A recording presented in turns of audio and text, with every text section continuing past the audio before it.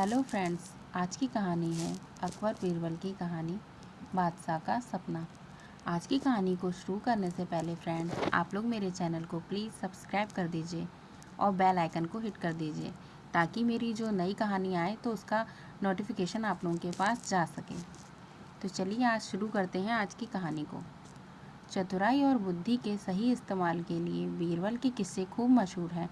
बादशाह अकबर के ऊपर आई मुसीबतों को बीरबल हमेशा चुटकियों में सुलझा देते थे। सिर्फ असल ज़िंदगी की परेशानी ही नहीं बल्कि बादशाह के सपनों की गुत्थियों का जवाब भी बीरबल के पास होता था। ऐसा ही एक किस्सा है बादशाह के अजीब सपने का। आइए आपको सुनाते हैं पूरी कहानी। एक बार की बात है जब बादशाह अकबर गहरी नींद से अचानक उठ गए और फिर रात भर सो नहीं सके। वो बहुत परेशान थे क्योंकि उन्होंने अजीब सा सपना देखा था जिसका मतलब वो समझ नहीं पा रहे थे।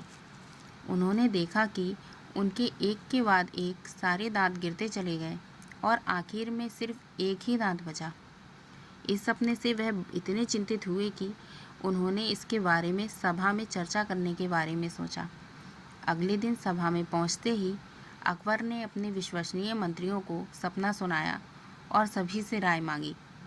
सभी ने उन्हें सुझाव दिया कि इस बारे में किसी ज्योतिष से बात करके सपने का मतलब समझना चाहिए। बादशाह को भी यह बात सही लगी।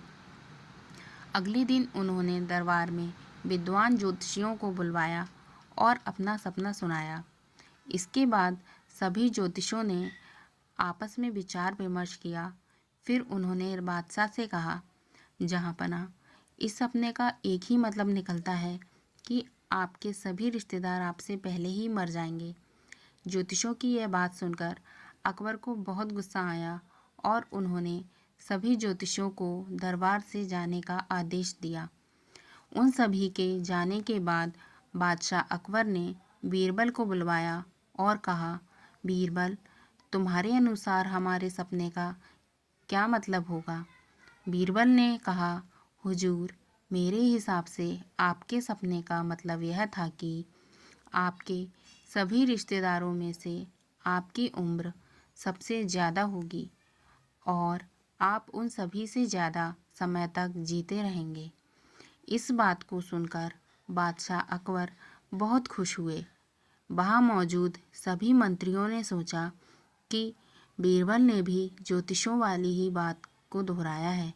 इतने में बीरबल ने उन मंत्रियों से कहा कि देखो, बात वही थी, बस कहने का तरीका अलग था।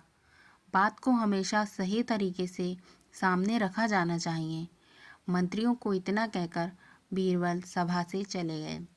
इस कहानी से हमें यह सीख मिलती है कि किसी भी बात को बोलने का एक सही तरीका होता है। विचलित करने वाली बात भी सही तरीके से कहा जाए तो उसका बुरा नहीं लगता। इसी वजह से बात को हमेशा सही तरीके और सलीके से रखा जाना चाहिए।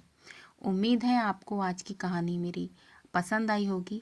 अगर वीडियो पसंद आई हो तो प्लीज़ मेरे चैनल को सब्सक्राइब कीजिए, वीडियो को लाइक कीजिए और अपने फ्रेंड्स एंड फैमिली के साथ में शेयर कीजिए। धन्यवाद।